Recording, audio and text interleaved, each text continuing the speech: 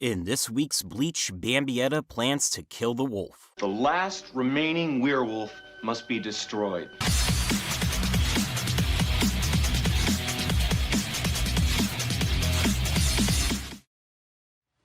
What is up, everybody? Welcome back to my weekly episode reviews for Bleach's 1000-Year Blood War arc. Today we're looking at episode 17, Heart of Wolf. The episode picks up with the Quincy activating their Volt stand dig. Bambi's crew takes notice and figures that her battle will now end quickly. Oh, come on now, I think you're underestimating Shinji.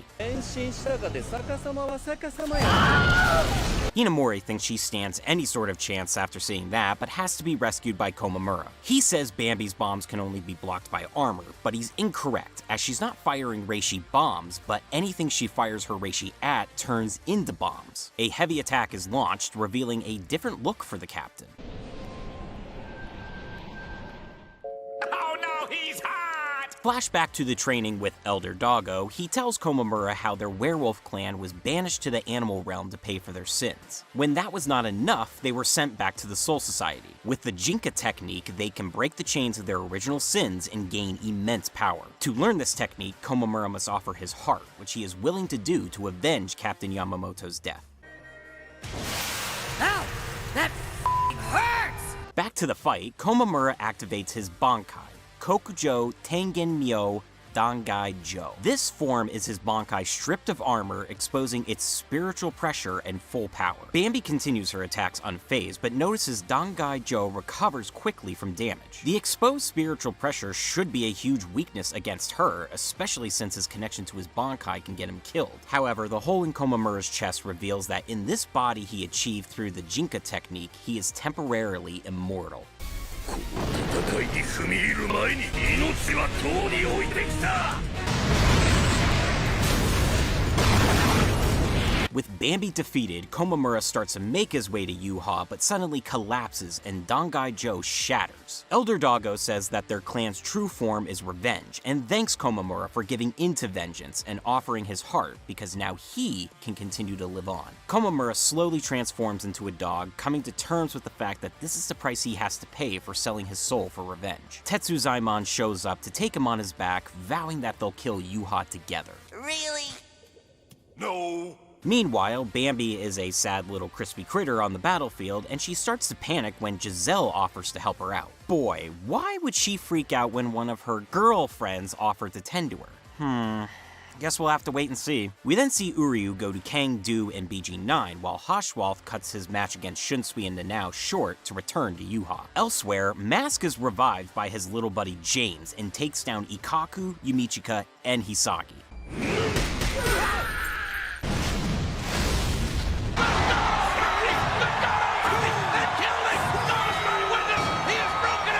He sees two lights in the distance falling from the sky and decides to go check it out, but he's stopped by Kensei and Rose. After the credits, we see Ichigo is still having it rough. He's being flooded with memories and revelations that prove whether or not he's capable of handling the power of the Soul King. He manages to survive what looks like a powerful overload, finishes the long walk of loneliness, and steps right into Shutara's palace.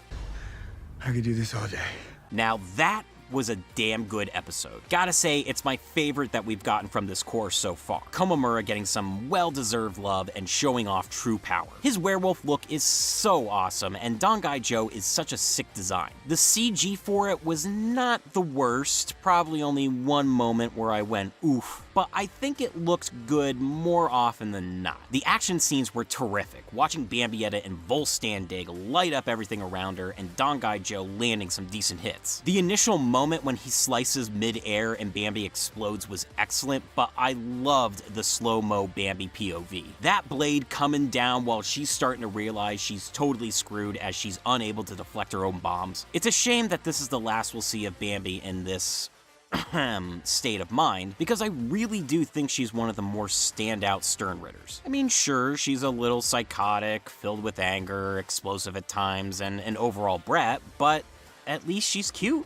Cancels all that other stuff out. Komamura dominated this episode. One of my favorite shots of this whole new adaptation has to be when he's walking simultaneously with Bankai Joe in the back. Gave off that aura that he was a legitimate threat. He makes his appearance with a new power-up, but it came with a lot of rich lore for his background and unfortunate consequences. While not the strongest, I've always thought Komamura was one of the most honorable of the Gotei 13, having a good set of morals and respect for his duty as a captain. It's tragic that the death of Yamamoto, the man who gave him a purpose, led him to abandon everything he stood for just to get revenge. The very thing that he had told Tozen not to do. A kind soul that rose above being an animal of vengeance, but ultimately reverted back to the ways of his clan to pay back the debt of gratitude he felt he owed. And I hope I'm reading this correctly, but Elder Doggo basically tricked him into the Jinka technique, right? He got excited that Komamura gave in to his animalistic instinct of revenge and fed off it, letting him continue to live on.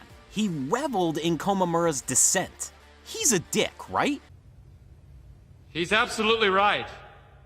Everything else was fine too, setting up the mask fights while also hinting at the return of two characters. And I'll say Ichigo completing his Soul King walk looked cool, but I'd be lying if I said I wasn't expecting anything more out of it. I get that it was meant to determine whether or not Ichigo had a body powerful enough to hold the Soul King. That shot of him like he was literally going to explode from all the memories was slightly unsettling to see. Then he just continues on and is like, what else I gotta do?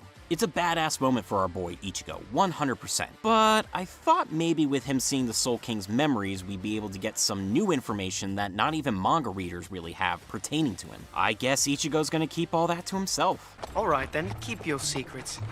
So a fantastic episode overall. But let me know what you guys thought. How did you feel about Komamura's last stand? And did you like the appearance of Bankai Joe? Favorite comments will be featured in the next review. Here are last week's winners.